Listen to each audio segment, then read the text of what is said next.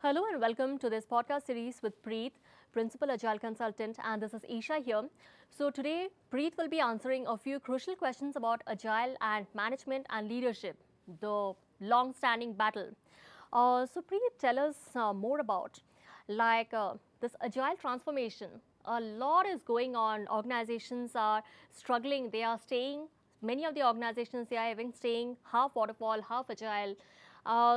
Typically, the managers get a lot of bad press here. So what do you think are managers the real barriers to a complete agile transformation? What's your take on this? Okay, before I really answer the question, let's explore what management is, all right? Be it from a fairlism standpoint or a scientific management standpoint, it's all about economic efficiency and labor productivity, right? So the intent of management is to maximize labor productivity and increase your economic efficiency. The approach here is more about creating a forecast, creating a plan, executing that plan more in a controlled environment where the manager takes control of the situation and commands the people, the teams as to what needs to get done so that you achieve a certain kind of a goal, right? But now, when you talk in terms of agile, the idea here is we are going against the age-old management fund, wherein we are not trying to increase efficiency, but rather increase the adaptability of the organization, right?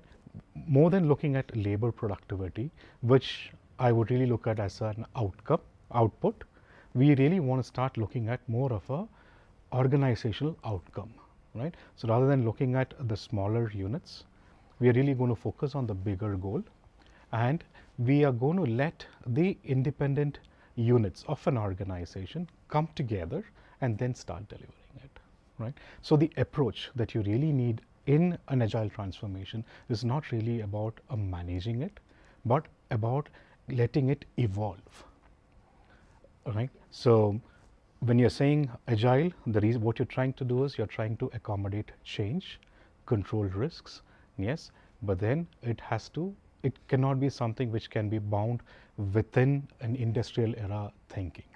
So this is where if a manager is more trying to maintain the status quo, right, this is going to impede with what we really want to try and achieve with an agile transformation, right? Can you control the people and expect them to self-organize?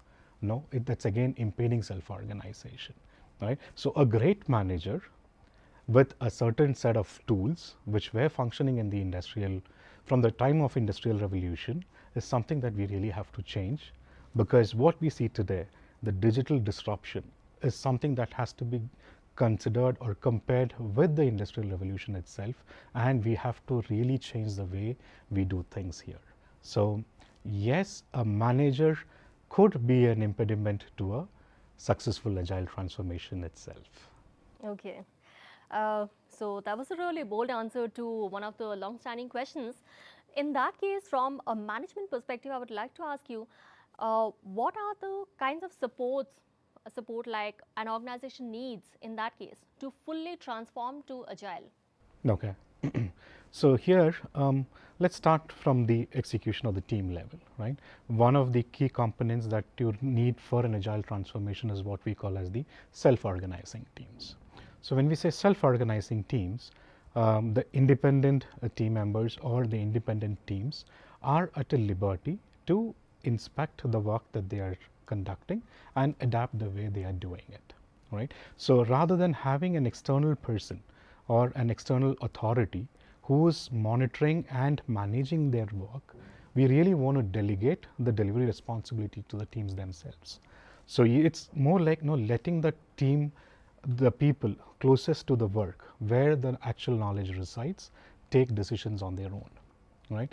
So here, the kind of environment that you need to provide them is where they can experiment. They come up with an hypothesis, they run their experiment, based on the outcome they change, right? They adapt the way they are functioning, right? So here, so rather than trying to manage them, we need somebody who is able to inspire them, right? If you really look at any of the big changes that has happened in the world, it's not by managing it, but by inspiring it, right? Sure. Take the example of big organizations, right? The real successful organizations. Most of them are not really run from a command and control perspective, but a leader who has a bold vision and he inspires the entire organizations to achieve it, right? So setting the vision, inspiring people to achieve it, giving them a safe space to experiment, giving them a safe space wherein they know it's okay to fail. And a failure is what? Failure is when you don't learn from your mistakes, right? So giving them that flexibility to make mistakes and learn from it and then adapt and move forward, right? Only then can self-organization come into picture.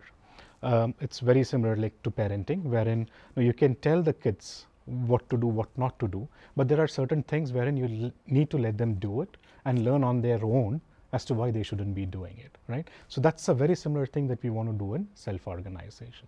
So now if you need to achieve this, you really cannot have management, but you really need what we right now call as servant leadership model, right? So here it's a leader who can be an authority figure, but who is not interested in accumulating power, but rather is interested in spreading his power to the organizations in a way that they can really take up the challenges that are coming to them. They can self-organize and then start delivering results. So I think the shift that we really need to create is moving away from management to more about leadership. It's about leading the transformation and not really trying to manage the transformation. Okay, absolutely. So in that case, if it is more about leadership and less about management, that definitely brings us to this leader-manager dilemma.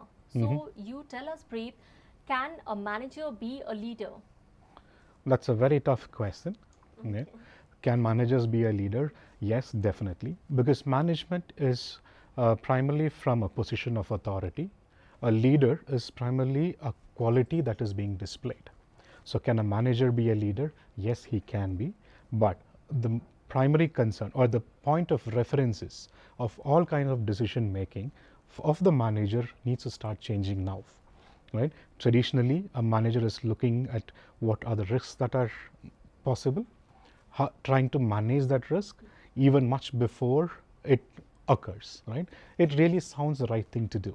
But then the question is, are you helping the team learn that? Does the team even realize there was a risk? Is your team ready to handle a situation which was very similar if it happens in the future, right? So it's more about enabling the people, which may not be sitting well with the management funders, right? Management is more about controlling the people, whereas leadership is more about inspiring the people, right? So can a manager be a good leader? Yes, he can be, but he has to definitely change the mindset. I know mindset is a loaded term, but the entire decision making framework, what a manager has been carrying so far, may have to be relooked at, possibly changed to move from being a people manager to a leader who's just inspiring actions there. Sure, absolutely. So, on a closing note, since you earlier mentioned that Scrum teams or Agile teams, those are mainly like they should be given the opportunity to be self-organized and self-managed. So, if they achieve that, if they come to that point, really, so will the role of a manager in an Agile team be necessary at all? Will it be a little redundant? Management per se is not definitely going away, right? So the people management aspects is what I think we really mean by saying managers, right? Yes, that people management aspect is something that we have delegated back to the team, saying, okay, you self-organize. But there are management in terms of who's going to manage the process, who's going to manage the business, right? So management per se continues, but the way it is being done in an agile environment is very different from a traditional environment, right? So as the saying goes, when you move from a traditional way of doing things to an agile way of doing things, job security is there, role security may not be, right? Because that's the change that agile can bring along with it. Okay. Definitely. So that was definitely a good share of insights on how traditional management can never ever work for Agile. And we would like to thank Preeth once again for his valuable insights and feedback and knowledge. Thank you so much.